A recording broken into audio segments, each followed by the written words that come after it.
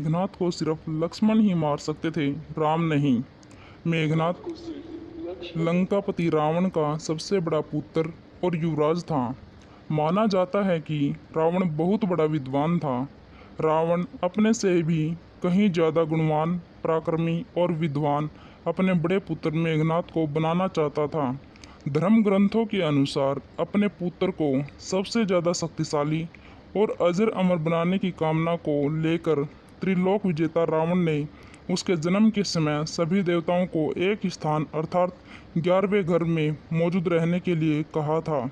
लेकिन भगवान शनिदेव ने रावण की आज्ञा का पालन नहीं किया और 12वें घर में जाकर बैठ गई, जिससे मेघनाथ अजर अमर न हो सके। एक बार ऋषि अगस्त्य ने भगवान राम के दरबार में कहा कि रावण के पुत्र मेघनाथ को स्वयं राम भी नहीं मार सकते थे, उन्हें तो केवल लक्ष्मण ही मार सकते थे। आइए जानते हैं कि ऋषि अगस्त्य ने ऐसा क्यों कहा। मेघनाथ को केवल लक्ष्मण ही क्यों मार सकते थे। मेघनाथ बहुत ही प्रबल एवं शक्तिशाली योद्धा था। उसके जन्मोपरांत ही सृष्टि के संपूर्ण मेघों ने रोते हुए एक समान नाद किया था। तत्पश्चात उसका नामकरण मेघनाथ हुआ। उसके पास नागपाश रूपी ऐसा शास्त्र था जिससे वह अदृश्य होकर राम लखन सहित पूर्ण सेना पर बादलों के पीछे छुपकर वार कर सकता था। वह भली भांति जानता था कि संसार में किसी भी साधारण मनुष्य के हाथों उसका वध संभव नहीं है।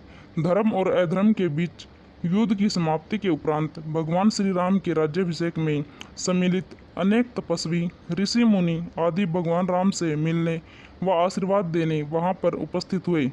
उस समय मुनि अगस्त्य ने प्रभु श्री राम से कहा, राम, आपने रावण व कुंभकर्ण को मारा, जो अति दुर्लभ था, लेकिन अधिक विषाद संग्राम लक्ष्मण ने मेघनाथ से किया था। मेघनाथ का वध सबसे ज्यादा विषम था। गुरु के वचनों को सुन प्रभु श्री राम अचंभित हो गए, क्योंकि वे मेघनाथ की प्रबलता व उनके वरदान से अनभिज्ञ थे।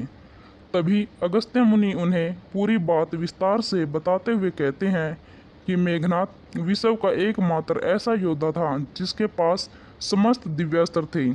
तीनों महाशस्त्र, ब्रह्मा, नारायणास्त्र व महादेव का पाशुपतास्त्र भी था। उसे वरदान प्राप्त था कि उसके रथ पर रहते हुए कोई उसे परास्त नहीं कर सकता। इसी कारण उस समय संसार में केवल वही एक योद्धा था जिसने अति महारथी होने का सतर प्राप्त किया था। उसने स्वयं भगवान रुद्र से युद्ध की शिक्षा प्राप्त की और समस्त शास्त्र प्राप्त किए। उसकी शिक्षा प्राप्त होते ही रुद्र ने स्वयं ही कहा कि उसे इस संसार में कोई पराजित नहीं कर सकता, किंतु उसका वध केवल लक्ष्मण के ही हाथों संभव था। महर्षि के मुख वाणी से मेघनाथ का ऐसा वर्णन सुनकर भगवान राम विस्मयित रह गए और बोले, लक्ष्मण निस्संदेह महाप्रचंड योद्धा है और उनके पास भी विश्व के सारे दिव्यास्त्र थे, किंतु उसे पशुपतास्त्र का ज्ञान नहीं था, जिसका ज्ञान सिर्फ मेघनाथ को ही था। फिर भी लक्ष्मण किस प्रकार मेघनाथ का वध करने में सफल रहे। आप ऐसा क्यों कह रहे हैं कि केवल लक्ष्मण ही इसका वध कर सकते थे। इस पर अगस्त्य मुनि ने कहा, आपका कथन सत्य है। जितने दिव्यास्त्र मेघनाथ के पास थे उतने ही लक्ष्मण के पास थे, किंतु मेघनाथ को एक वरदान प्राप्त था।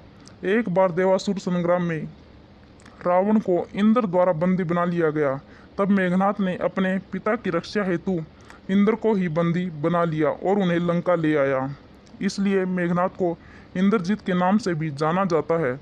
जब इंद्र को मुक्त कराने के लिए ब्रह्मा जी उसके द्वार पर पधारे तो ब्रह्मा ने उसे एक वरदान रूपी अपेक्षा पूर्ण करने को कहा और अपने प्राणों की रक्षा व अमर रहने हेतु उसने यह वरदान मांगा कि मुझे वही मार सकेगा जिसने 14 वर्षों तक ना तो भोजन ग्रहण किया हो, ना ही किसी स्त्री का मुख देखा हो और ना ही निद्रा का आहार ग्रहण किया हो, अर्थात 14 वर्षों तक सोया ना हो।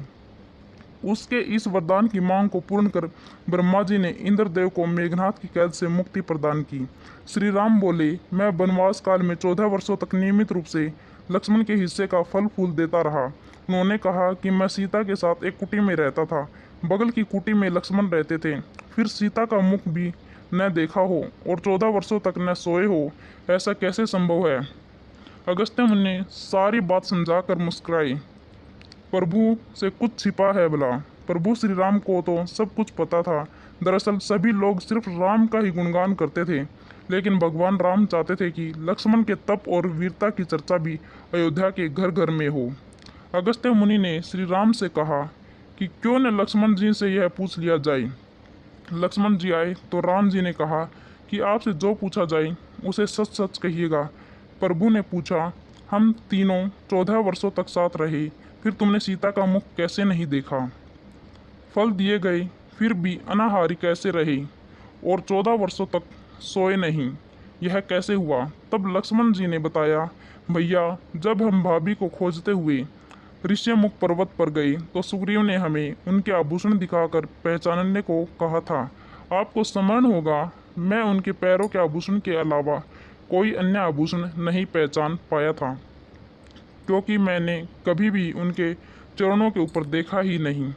14 वर्ष नहीं सोने के बारे में लक्ष्मण ने कहा कि आप और माता एक कुटिया में सोते थे। मैं रात भर बाहर धनुष पर बाण चढ़ाई पहरेदारी में खड़ा रहता था। निद्रा देवी ने मेरी आंखों पर पहरा करने की कोशिश की तो मैंने निद्रा को अपने बाणों से भेद दिया था। निद्रा ने हार कर स्वीकार किया कि वह 14 साल तक मुझे स्पर्श नहीं करेगी, लेकिन जब श्री राम को अयोध्या में राज्याभिषेक होगा और मैं उनके पीछे सेवक की तरह छत्र लिए खड़ा रहूँगा, तब वह मुझे घेरेगी। आपको याद होगा, राज्याभिषेक के समय मेरे हाथ से छत्र गिर गया था। लक्ष्मण जी ने आगे बताया कि जब मैं जो फल फूल लाता था, आप उसके 3 भाग करते थे।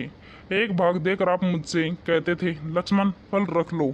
आपने कभी फल खाने को नहीं कहा, फिर बिना आपकी आज्ञा के मैं उसे कैसे खाता?